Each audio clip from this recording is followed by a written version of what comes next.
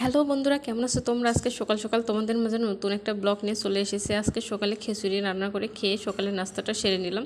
আর ডিম ভাজি আর খিচুড়িটা আমার কাছে বেশ মজা লাগে। তোমাদের কার কাছে কেমন লাগে সেটাও জানিও। সকালের নাস্তাটা সেরে আমি দুপুরে রান্নার জন্য চলে গেছি। কালকে পুঁটি মাছ ভাজিটা আমার কাছে বেশ মজা লেগেছিলো আর মচমচে খুব ক্রিস্পি হয়েছিল, তাই আজকে আরও বেশি করে পুঁটি মাছটা ভাজি করে নিচ্ছি।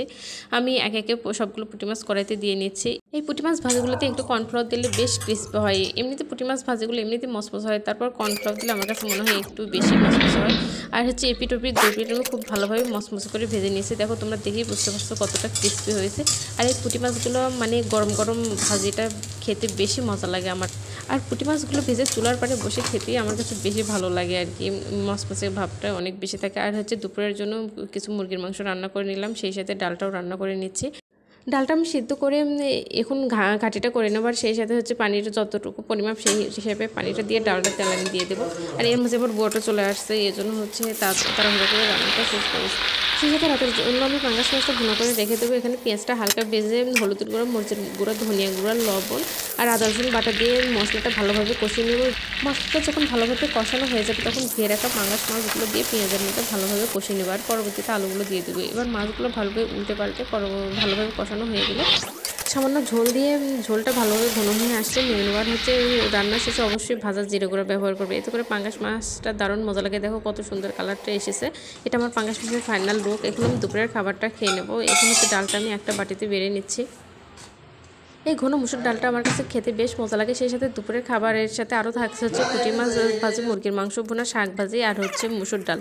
সো আমি শাক ভাজিটা দিয়ে আগে খেয়ে নেবো। আমার সবগুলো খাবার একে একে খেতেই বেশি মজা লাগে। শাক ভাজিটা খাওয়া হয়ে গেলে আমি পুঁটি মাছগুলো একে একে নিয়ে নেবো।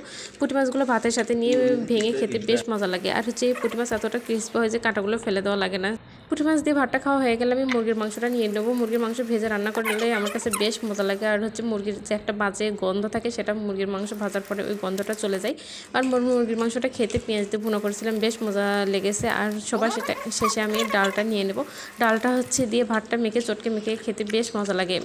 আর আমরা যারা ভিডিও এডিটিং করি তাদের রেস্ট নেওয়ার কোনো প্রকার সময় থাকে না। দুপুরে খেয়ে কিছু রেস্ট হবে, এখন ভিডিওতে ভয়েস দেওয়া লাগছে। আর বিকেলে আমার হাজব্যান্ড ম্যারেজ ট্রিট দেওয়ার জন্য কেএফসিতে নিয়ে গেছিলো খাবার জন্য। আর ওরা কেএফসির ভিতরে ঢুকে গেছে আর আমি ওদের ভিডিওটা করছিলাম। আর এখানে দাঁড়িয়ে থেকে ওরা বেশ কয়েকটা ছবি তুললাম।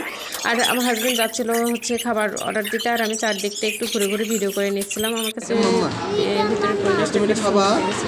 আমার বাবু দুটা লেগে বসেছিল আর আমার হাজব্যান্ড খাবার করে নিয়ে এসেছে। সেখানে পিসগুলো বেশ মজা লেগেছে আমার কাছে। আর বাইরে যেরকম খেতে আমার কাছে ওইরকমই লেগেছে, ডিফারেন্ট কিছু লাগেনি। এখানে আমি আর বাবা একটু ভিডিও করে নিচ্ছিলাম যে বাবা একটু টাটা দাও, ও টাটা দিচ্ছিল। কেএফসির ভিতরে একটা জিনিসটা খুব ভালো বাচ্চারা মায়েদের বেশি বিরক্ত করে, তারা দেখা যায় এই সাইডে খেললে মায়েরা শান্তিমতো একটু খেতে পারবে। এদিকে এই স্লিপিং বাবুকে দিচ্ছিলাম। আর সবগুলো বাচ্চার মধ্যে আমার বাবুটাই সব থেকে ছোটো, আর ওদের পায়ের নিচে পড়ে যেত। আর আমার বাবুটার ক্ষেত্রে একটা কথা, বাসায় যতটা দুষ্টুমি করে আর বাইরে তার থেকে দ্বিগুণ পরিমাণ ভদ্র হয়ে থাকে, খুব একটা বিরক্ত করে না। ওর আব্বুর সাথে এখানে ওখানে যাচ্ছিলো। আর আব্বু পরবর্তী বলবো এতগুলো বাচ্চার মধ্যে ও পরে ব্যথা পাবে, চলো আমরা এখন বের হয়ে চলে যাই, যেহেতু খাওয়া শেষ হয়ে গেছে। অনেকগুলো বাচ্চা ছিল বিতে আমি আমার বাবুটাকে নিয়ে চলে আসছে। আর ও পরে ব্যথা পেতো। এখন আমার বাবাটা ওর আব্বুর হাত ধরে হেঁটে যাচ্ছে। আর আব্বুর দেখতে দেখতে আমার বাবাটা অনেক বড় হয়ে গেছে। আমার কাছে মনে হয় কি সুন্দর ওর বাবার হাত ধরে হেঁটে যাচ্ছে। এদিকে আমরা বের হওয়ার আগে আমরা কিছু ফ্যামিলি ফটো তুলে নিলাম। কেএফসি থেকে বের হওয়ার সময় আমার হাজব্যান্ড বললো ধানমন্ডিতে যেহেতু চলে আসছে, চলো তোমার ইনফ্লুয়েঞ্জার টিকাটা দিয়ে নিয়ে আসে। তো আমরা ইবনে সিনা ভ্যাকসিন সেন্টারে চলে গেলাম। বাইরে 100 টাকা জমা দিয়ে আমি স্লিপটা নিয়ে ভ্যাকসিন সেন্টারের বাইরে বসে আছি। এখন ম্যামের কাছ থেকে আমি ভ্যাকসিনটা দিয়ে নেবো। আর ম্যামকে জিজ্ঞেস করলাম যে ভ্যাকসিন দেওয়ার পর কোনো নিয়ম মেনে চলতে হবে। তিনি বললেন না, কোনো প্রকার নিয়ম মানতে হবে না, স্বাভাবিকভাবেই।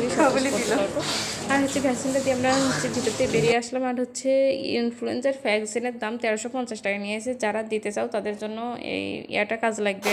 আর ইনফ্লুয়েঞ্জার ভ্যাকসিনটা আমি এজন্যই দিলাম যে আমার সর্দি কাশি সবসময় লেগেই থাকে। আর সামান্য ধুলার মধ্যে গেলে আমার হাসি শুরু হয়ে যায়। আর যাদের অ্যালার্জি টেস্ট করিয়েছিলাম, আমার বেশ অনেকগুলো টেস্টই করেছি, তার মধ্যে অ্যালার্জির টেস্টে একজন স্বাভাবিক মানুষের অ্যালার্জির পরিমাণ থাকে 100 থাকা উচিত। আর সেখানে আমার 2000 পার হয়ে গিয়েছে। তো ডাক্তার বললো আমাকে ইনফ্লুয়েঞ্জার টিকাটা দিয়ে নিতে। তো আমি তাই আজকে দিয়ে নিলাম। আর সবসময় ওষুধ খেতেও ভালো লাগে না। তো এখন টিকা দেওয়ার পর কেমন পরিস্থিতি হয় সেটা তোমাদেরকে পরবর্তীতে জানাবো। আর এই ইনফ্লুয়েঞ্জার টিকাগুলো 1 বছর পর পর দিতে হয়। এখন আমরা বাসা থেকে চলে আসলে রাতে আমার কাছে বেশ ভালো লাগে। আর এটা সেই মোহাম্মদপুর সেই বিখ্যাত আল্লাহ করিমের সামনে এখানে আল্লাহর একটা নাম লেখা আছে, দেখতে বেশ সুন্দর লাগলো।